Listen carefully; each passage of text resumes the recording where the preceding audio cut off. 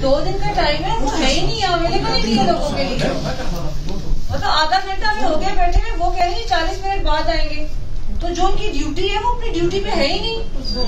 2 दिन का टाइम दिया है सिर्फ इन्होंने लोगों को, और ये यहाँ है ही नहीं, अवेलेबल ही नहीं है, ये अपनी ड्यूटी पे ही नहीं है।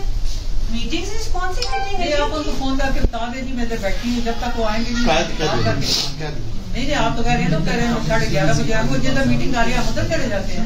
2 दिन का इनका टाइम है, ये अवेलेबल ही नहीं है, ऑफिस में नहीं है। आप किधर है? वो कह रही है मेरा उन्हें बताएं, वो कह रही है कि मैंने मिले बगैर नहीं जाना। मैंने अपने बंदे भी लेके जाने हैं और जो पेपर इन्होंने मैंने वो भी लेके जाने हैं। उधर भी ना कोई होया बैठा हुआ तो फिर क्या करेंगे? उधर भी कोई नहीं होना, उधर भी कोई बंदा नहीं होना। वो आज इसी चक्कर में आज मेरा सर वो 10 मीटिंग करेंगे आज। ये तो सोचे ना आप, तो कितना छुपेंगे हमारे से? मैम आज का दिन तो तमाम एमएलए ने यहाँ पर आके पेपर जमा करवाने